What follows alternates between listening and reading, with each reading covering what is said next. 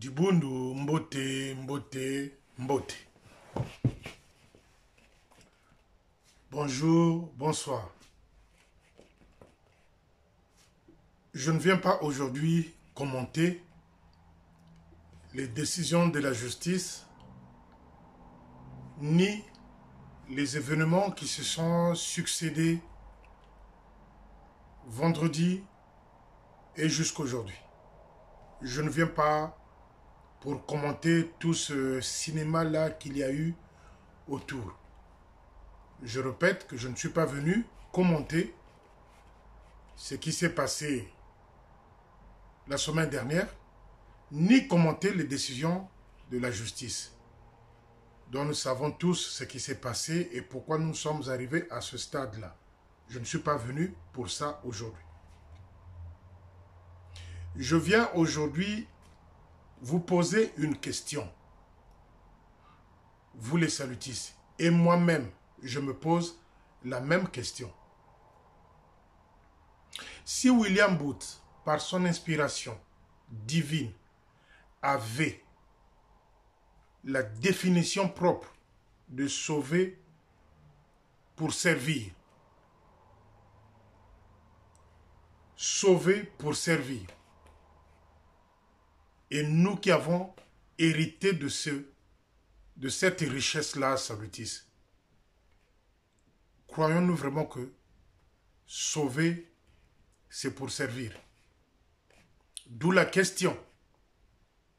Sauver pour servir. Un mythe ou une réalité?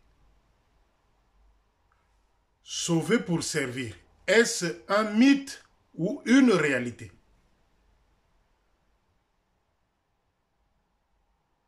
Parce que si William Booth avait mis toutes ses économies à la disposition de ceux qui souffraient, de ceux qui étaient dans la rue, de ceux qui n'avaient pas où poser la tête la nuit pour dormir, lui, sincèrement, je ne suis pas Dieu pour le juger, mais lui, c'est sûr et certain qu'il était sauvé pour venir servir surtout les pauvres.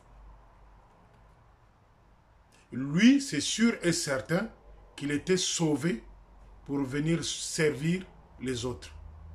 Voilà pourquoi je vous pose la question. J'ai lancé un petit débat comme ça sur Facebook. Sauver pour servir. Est-ce un mythe ou une réalité? Est-ce un mythe ou une réalité? Je me pose moi aussi la question. Il y a beaucoup de philosophes qui ont écrit concernant la religion. Deuxième question. La religion n'est-il pas vraiment l'opium du peuple? La religion n'est-il pas vraiment l'opium du peuple? Parce que le cinéma auquel nous sommes en train d'assister, chers amis,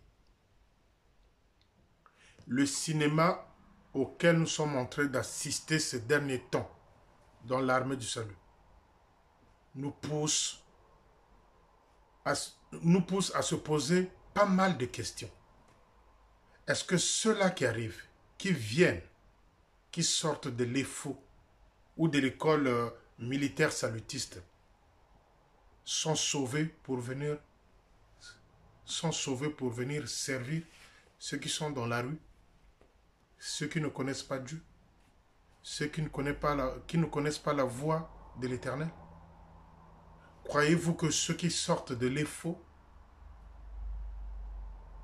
viennent avec cette ambition-là d'aller piocher, chercher ceux qui sont dans l'obscurité? Sauver pour servir. Est-ce un mythe ou une réalité? Je réserve ma réponse à moi. Ma réponse à moi, je la réserve. Nous sommes en train de voir ce qui se passe. Nous sommes en train d'assister à des choses qui n'ont jamais eu lieu publiquement pendant nos anciens. pendant l'époque de nos anciens. Je répète chaque fois que ces choses-là ont existé, mais en catimini. C'était presque voilé. C'était des murmures. C'était des murmures. Mais aujourd'hui, c'est des visus comme ça. On s'en fout du reste. Et celui qui a la Bible en main, et celui qui n'a pas la Bible en main, Kimbiri, Kimbiri. Ceux-là qui sortent de l'effort, croyez-vous qu'ils sont sauvés pour venir servir ceux qui sont dans les ténèbres? D'où ma question. Sauvés pour servir. Est-ce un mythe ou une réalité? Vous savez les amis, j'ai lu pas mal. J'ai lu pas mal des réactions sur les réseaux sociaux concernant les événements qui se sont succédés cette semaine.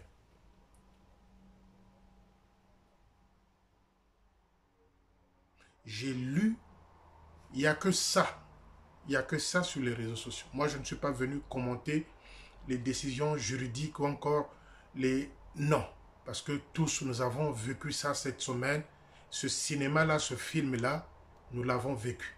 Entre ceux qui se battent pour l'adultère, entre ceux qui viennent raconter n'importe quoi, entre ceux qui viennent narguer les autres, entre ceux qui se font petits, entre ceux qui se font les plus puissants.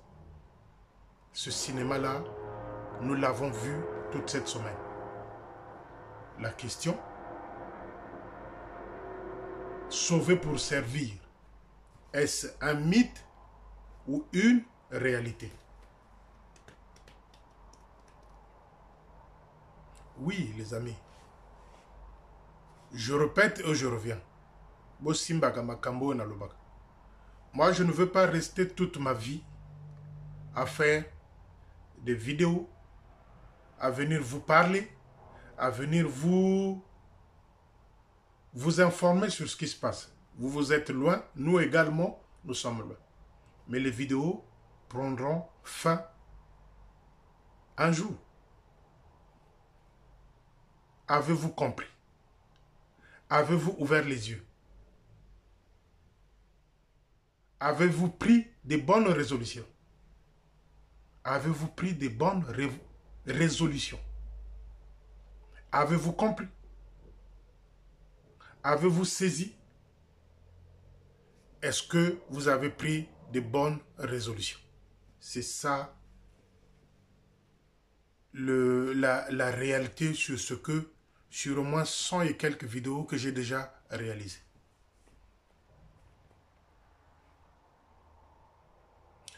Parce que ça ne sert pas de parler, de dire, d'exposer, sans pourtant que les gens, vous qui m'écoutez, vous qui nous suivez, c'est-à-dire nous la diaspora, ça ne sert pas de regarder les vidéos sans comprendre, sans saisir. C'est ça. Quelle est notre philosophie? Nous de la diaspora, quelle est notre philosophie de la chose? Que le fidèle salutiste se réveille, fasse la part des choses, que ça, c'est pas ça, que ça, c'est bon, on applaudit, on suit. Ça, non. Je ne peux pas vous le cacher, je ne suis pas fou, je ne suis pas kimbiri. Mais, quand il y a quelque chose qui se réalise, on applaudit. Ils ont inauguré les nouvelles maisons de l'EFO. Là encore, j'attends les photos. Mais si c'est réellement ce qu'on attendait de cette école-là, j'applaudis et je dis bravo. J'applaudis et je dis bravo. Si aujourd'hui, ils sont bien logés, c'est sûr qu'ils vont être bien nourris, c'est sûr qu'ils vont être bien soignés. Si ils sont bien logés aujourd'hui, c'est sûr qu'ils vont être bien nourris, ils vont être bien soignés. Donc les amis, si vous ne vous réveillez pas, si vous n'avez pas encore compris la réalité, si vous allez continuer à applaudir ceux-là qui viennent nous divertir avec les Bibles, ça, c'est votre problème. Mais le groupe de Paris, je dis bien le groupe de Paris, ne restera pas éternellement à venir vous éveiller, venir vous faire des vidéos, à venir vous dire ceci. Non. Non. Parce que notre combat à nous, c'est votre force. Notre combat à nous, c'est votre force. Si vous avez compris, c'est bien. Si vous n'avez pas compris, eh bien, continuez dans la bêtise, continuez dans les ténèbres et continuez dans les kimbiri. Mais le film, le cinéma, le théâtre, la comédie autour de l'armée du salut au Congo-Brazzaville, vous avez presque eu tout. Vous avez presque eu tout. Vous avez eu la condensée des faits posés sur un plateau théâtral avec plein de comédiens, avec plein d'acteurs, avec des filles salutistes qui se livrent parfois eux-mêmes, à ces pasteurs-là qui tombent au champ de bataille. Nous, le groupe de Paris, nous n'allons pas rester continuellement à venir vous dire un tel a fait ceci, tel officier a fait ceci, tel machin ça. Non. Il y aura un jour où cela va prendre fin. On ne vous dira pas si c'est demain ou après-demain, mais il y aura un moment où cela va prendre fin. La réalité est celle-là. On vous a suffisamment informé, on vous a suffisamment édifié, on vous a suffisamment donné les détails qui font que l'argent est détourné. Ils sont là pour les femmes, ils sont là pour les fétiches, ils sont là pas pour la Bible, mais ils sont là pour autre chose. Vous avez été gâtés. Il y a au moins, j'ai compté 160 vidéos. 160 vidéos que j'ai réalisées à l'espace, je crois, de 4 mois ou 5 mois. Mais nous, le groupe de Paris, nous n'allons pas rester à venir chaque fois vous informer. C'est quand même paradoxal. Vous qui êtes à Brazzaville, certains me disent, non mais, et pourtant nous sommes à Brazzaville, nous ne sommes pas informés de tout ça. Mais oui, mais nous sommes à l'extérieur, nous sommes informés. Mais, Boufongola Miso, n'allez plus dans n'importe quel discours. Et j'insiste beaucoup sur les parents, les mamans qui sont dans l'armée de salut. Éduquez bien vos enfants filles.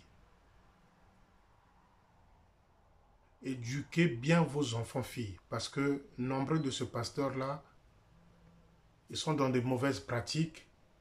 Il y a la domination qui s'exerce et la pression aussi sur les filles qui tombent parfois facilement. C'est bien après que ces filles-là se rendent compte que tiens, j'ai fait une bêtise. Mais il y a aussi l'effet fétiche et domination. Vous qui avez des enfants filles, faites attention. Les jeunes, ne perdez pas votre temps d'aller se battre pour des petites responsabilités parce que tu fais partie de du groupe de la division, que tu as peur qu'on puisse te sanctionner. Ça fait quoi? Ça vous donne quoi? Au lieu d'aller chercher du travail, chercher une activité, tu perds le temps dans un poste où on vous fait la pression. Quand il y a un membre qui arrive dans telle région, machin, on vous menace pour aller s'exposer en plein soleil, acclamer, attendre ceux-là même qui vous volent. Donc c'est ça. Ils ne sont pas exemplaires. Moi aussi, j'ai mes défauts. Moi aussi, j'ai mes défauts. Moi aussi, j'ai mes défauts. J'en ai peut-être plein. Mais nous avons une chose commune qui est l'armée du salut. Je n'ai jamais parlé de l'armée du salut de la France, qui fait le même territoire avec la Belgique. Je n'ai jamais parlé de l'armée du salut de Londres. Non. Mais je ne parle que de mon pays, le Congo-Brazzaville. Je ne parle que de mon pays, le Congo-Brazzaville. Donc les amis, quelles que soient les circonstances, je pense que suffisamment, vous êtes éveillés, vous avez compris. Les consignes, je vous ai donné tous les consignes concernant les Matondo. Le Congo-Brazzaville, ça apparemment les gens, vous n'êtes pas informés. Le Congo-Brazzaville est parmi, le Congo-Brazzaville est l'un des plus grands donateurs de Matondo au niveau de l'Afrique. Le Congo-Brazzaville est l'un des plus grands donateurs de Matondo au quartier général international. Vous allez remarquer que chaque fois que le général, chaque fois qu'il y a un général qui arrive au Congo-Brazzaville, ils savent pourquoi ils viennent au Congo-Brazzaville. Parce que le Congo-Brazzaville donne beaucoup d'argent concernant les Matondo. Mais cette fois-ci, il faut montrer au quartier général de Londres là-bas que nous, trop c'est trop. Il faut montrer à Londres là-bas que nous, trop c'est trop. C'est par là que les amis, je vous dis bon week-end, à bientôt, à bientôt, à bientôt. Je vous love.